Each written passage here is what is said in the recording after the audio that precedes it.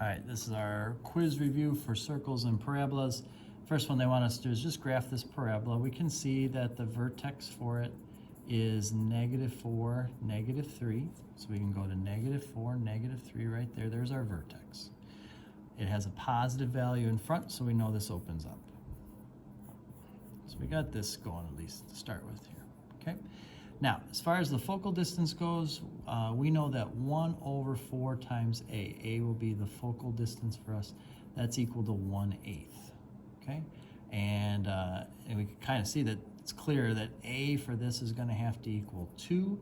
So our focal distance for this is 2.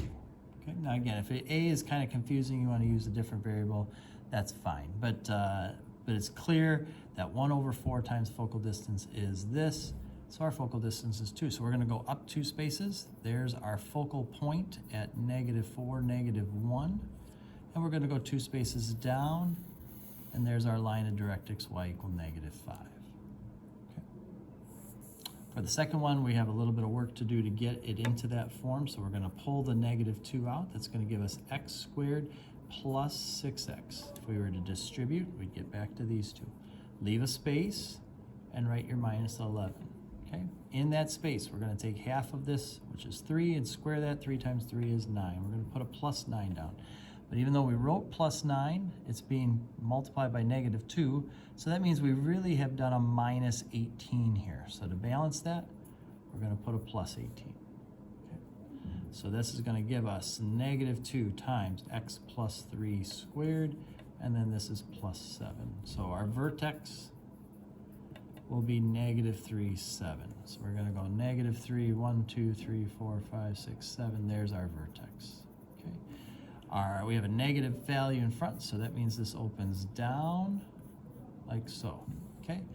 What we need is the focal distance. So 1/4 times focal distance is equal to 2. That means 1 equals 8a. That focal distance is 1/8 for us. Okay.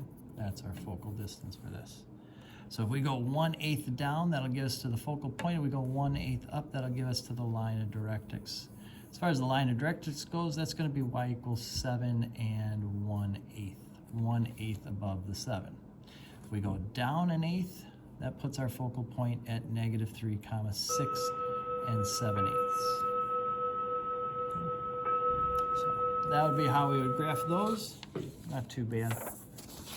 All right, then for this one, we're graphing these circles. The first one's simple enough. The center is at 8, -3. The radius will be 3. So we're going to go 8, -3, 1, 2, -3. There's our center.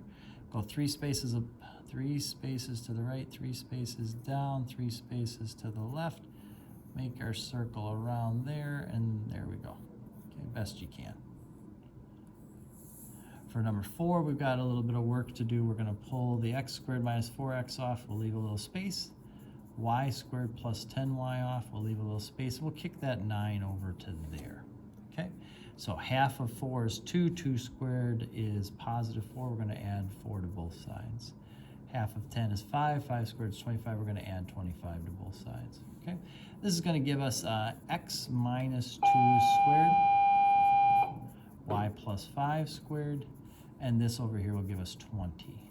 All right, so that means our center is 2, -5, and our radius is the square root of 20, which is around 4 point something, right? If you take your calculator, it's going to be between 4 and 5. Let's just make sure we have about 4.47. All right, so about 4.5. So that's easy enough then. So we'll go to 2, -5 right there. And then we're going to go about 4.5. 1, 2, 3, 4.5. 1, 2, 3, 4.5. 1, 2, 3, 4.5. 1, 2, 3, 4.5. All right, and then we can kind of make our circle go through that. All right, it wasn't a perfect number like we've had in the past, but it doesn't matter. We can still do it. All right, then we're supposed to write an equation given some information. This says our center of our circle is at -3, 5. So we're going to have x plus 3 squared and y minus 5 squared. All right, and then this is going to be our radius squared. The radius is square root of 15. If you square that, you'll get just plain 15 for that. Our endpoints of our diameter are this and this. So as far as our center goes, that's the midpoint here. So halfway between 12 and 6 is 9. Halfway between 10 and 8 is 9. So our center is 9, 9. We're going to have x minus 9 squared and y minus 9 squared. Okay, so that's that. As far as the radius goes, again, think about 9, 9 there, and say we went to 12, 10. All right, so if this is 9, 9, and this is 12, 10, then this distance is 3 to get from 9 to 12. This distance is 1 to get from 9 to 10. Our radius then is 3 squared plus 1 squared equals radius squared. That's 9 plus 1. Our radius squared is going to be 10. So that's what goes right there. Then we're given this circle here. This center is at 5, negative 4. So that's easy to get started. X minus 5 squared plus y plus 4 squared. And our radius is 1, 2, 3, 4, 5. So radius squared would be 25. Okay, that one's not too bad. Number 8, we want to write the equation of a circle that's tangent to the x and y axis and has a center at 10, 10. So if you were to go 10, 10, here's our center. What it means by tangent is that it's just touching the y-axis, it's just touching the x-axis. It looks something like that. So that means if this is your center and you're just touching this, this will be your radius, that length of 10, or this length of 10. That's going to be our radius length. Okay? So we'll take the center, x minus 10 squared, y minus 10 squared equals the radius squared. That'll give us 100. Write the equation of a parabola with a vertex 6, 4. So we can get that started. X minus 6 squared plus 4. There's our vertex. And it says a point on the line at 2, 5. So there's some value a here. What we're going to do is we're going to put 2 in for x. We're going to set it equal to 5, and then we're going to solve for that a. All right, so if we do that off to the side, say 5 equals something times 2 minus 6, that's negative 4. Negative 4 squared would be 16 plus 4. If we subtract that and divide, we get an a value of 1/16. All right, so we'll replace that. Y equals 1/16 times x minus 6 squared plus 4. Okay, so if they give you a point, throw it in for x, y, solve for what you're looking for. As far as this one goes, this is more common to what you might see on your quiz or test. It says the focus is at 5, 6 and 1/16. The line of directrix y equal 5 and 15/16. So if we go over 1, 2, 3, 4, 5. All right, here is what we'll say is the vertex.